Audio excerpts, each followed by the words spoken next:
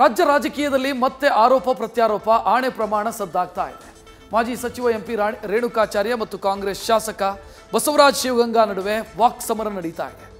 Renukacharya casino ಮರಳು ದಂಧೆಯ ಬಾಣ ಹೂಡಿದರೆ, ಪ್ರತಿಯಾಗಿ ಕೈ ಶಾಸಕ ಮಾಜಿ ಸಚಿವರ ಅಡ್ಜಸ್ಟ್ಮೆಂಟ್ ಪಾಲಿಟಿಕ್ಸ್ ಬಗ್ಗೆ ಪ್ರತಿಬಾಣ ಹೂಡಿದ್ದಾರೆ.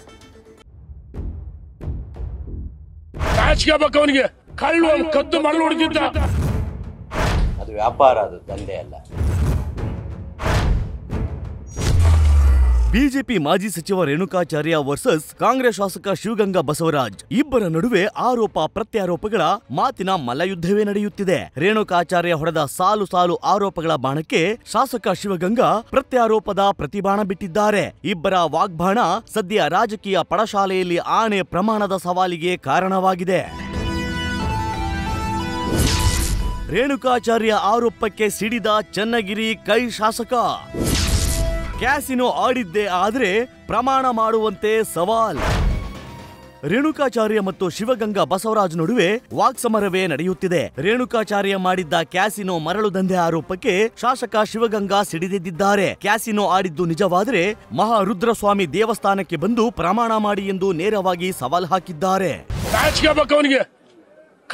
ಕದ್ದು ಮರಳು ಹೊಡ್ತಿದ್ದ, ಹೌದಾ ಮಲ್ಲಿಕಾರ್ಜುನ್?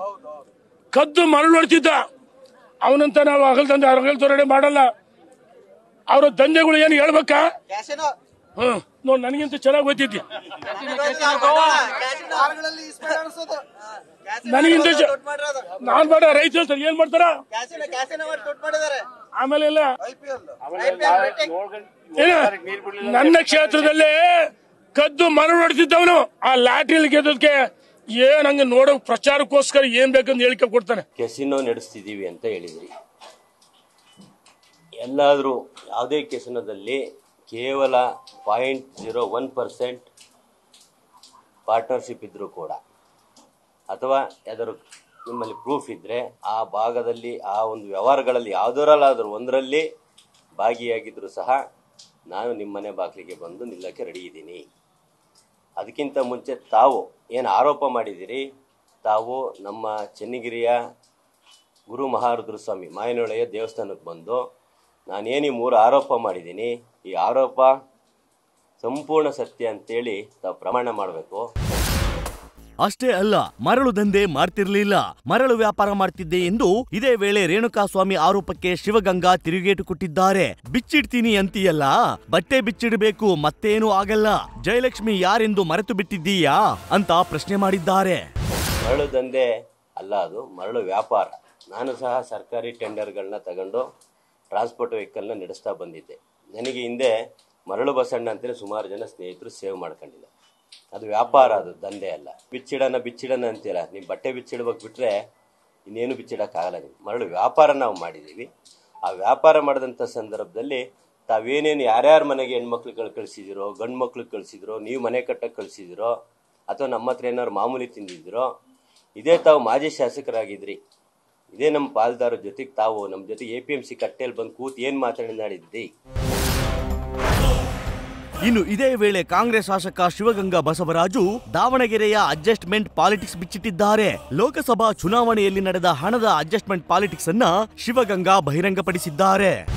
MP ಚುನಾವಣೆ ಇಷ್ಟು ಬಿಚ್ಚಿಟ್ಟು ಬಿಡ್ತೀನಿ, ನೀನು ಎಷ್ಟು ದುಡ್ಡು ತಗೊಂಡಿದ್ಯಾ, ಎಲ್ಲಿ ತಗೊಂಡಿದ್ಯಾ, ಅದಕ್ಕೂ ಪ್ರಮಾಣಕ್ಕೆ ನಾನು ರೆಡಿ ಇದ್ದೀನಿ. ಮುಂದಕ್ಕೆ ಮಾತಾಡೋಕೆ ಅವಕಾಶ ಕೊಡಬೇಡ. ಎಷ್ಟು ಕೋಟಿ ದುಡ್ಡು ಚುನಾವಣೆಯಲ್ಲಿ ಏನು ಮಾಡಿದೆ ಅಂತ. ನೀನು ವೈಯಕ್ತಿಕವಾಗಿ ನಮಗೆ ಸಹಕಾರ ಕೊಟ್ಟಿದ್ಯಾ ಅನ್ನೋ ಒಂದೇ ಉದ್ದೇಶಕ್ಕೆ ಆ ವಿಷಯ ಇವತ್ತು ಮಾತಾಡಲ್ಲ. ಆ ವಿಷಯಕ್ಕೆ ಚರ್ಚೆಗೆ ಬಾ ಅಂದ್ರೆ ಅದಕ್ಕೂ ನಾನು ಚರ್ಚೆ ಬರಕ್ಕೆ ರೆಡಿ ಇದ್ದೀನಿ. ಎಷ್ಟು ಕೋಟಿ ದುಡ್ಡು ತಗೊಂಡ್ಯಾ, ಯಾರೇನು ದುಡ್ಡು ಕೊಟ್ಟರು, ಯಾವ ಟೈಮಲ್ಲಿ ಕೊಟ್ಟರು, ಯಾವ ರೀತಿ ಚುನಾವಣೆ ಮಾಡಿದ್ಯಾ ಅನ್ನೋದನ್ನ ಬಹಿರಂಗ ಪಡಿಸ್ತೀನಿ. ಇದನ್ನ ದಾಖಲೆ ಸಮೇತ ಮಾನ್ಯ ವಿಜೇಂದ್ರ ಅವ್ರಿಗೆ ಕೊಡ್ತೀನಿ. ಇಷ್ಟೇ ಅಲ್ಲ, ತಾನೇನು ನಮ್ಮ ಕಾಂಗ್ರೆಸ್ ನಮ್ಮ DK ಶಿವಕುಮಾರ್ ಮನೆ ಬಾಗಿಲಿಗೆ ಬಂದಿದ್ದೆ, ನಮ್ಮ ಮಂತ್ರಿ ಮನೆ ಬಾಗಿಲಿಗೆ ಬಂದಿದ್ದೆ, ಎಲ್ಲದೂ ಮಾಹಿತಿ ಇದೆ ನಿಮ್ಮ ಇದರೊಳಗೆ. ಇನ್ನು ಮಾಜಿ ಸಚಿವ ರೇಣುಕಾಚಾರ್ಯ ಶಾಸಕ ಬಸವರಾಜ್ ಅವರ ಸವಾಲ್ ಸ್ವೀಕರಿಸಿದ್ದಾರೆ. ನನಗೆ ಎಷ್ಟು ಕೋಟಿ ಯಾರು ಕೊಟ್ಟಿದ್ದಾರೆ ಅಂತ ಹೇಳು, ಕಾಂಗ್ರೆಸ್ ಅಭ್ಯರ್ಥಿ ವಿರುದ್ಧ ನೀನು ಎಷ್ಟು ತಗೊಂಡೆ ಹೇಳ್ತೀನಿ ಎಂದು ಸವಾಲೆಸೆದಿದ್ದಾರೆ. ನಿನ್ನ ಸವಾಲನ್ನು ನಾನು ಸ್ವೀಕಾರ ಮಾಡಿದ್ದೀನಿ. ಈಗ ಇಲ್ಲೇ ವಿಧಾನಸೌಧ ಬಳಿ ನಾನು ಸವಾಲು ಸ್ವೀಕಾರ ಮಾಡಿದ್ದೀನಿ. ಯಾರು ನನಗೆ ಯಾವ ಸಂದರ್ಭದಲ್ಲಿ ಎಷ್ಟು ಕೋಟಿ ಕೊಟ್ಟರು, ನೀನು ಹೇಳಿದಂಥ ದೇವಸ್ಥಾನಗಳು ಎಲ್ಲಿ ಬರಬೇಕು ಅಲ್ಲಿ ಬರ್ತೀನಿ ಸಿದ್ಧ. ಸವಾಲನ್ನು ಈಗಲೇ ಸ್ವೀಕಾರ ಮಾಡಿದ್ದೀನಿ. ಅಭ್ಯರ್ಥಿ ವಿರುದ್ಧವಾಗಿ ಯಾರ ಜೊತೆಗಿದ್ದೆ, ಏನು ಶಾಮೀಲಾದೆ, ನೀನೆಷ್ಟು ಕೋಟಿ ಹಣ ಹೊಡೆದೀಯಾ, ನಾನು ದಾಖಲೆ ಸಮೇತ ಬರ್ತೀನಿ, ನೀನು ಬರಬೇಕು.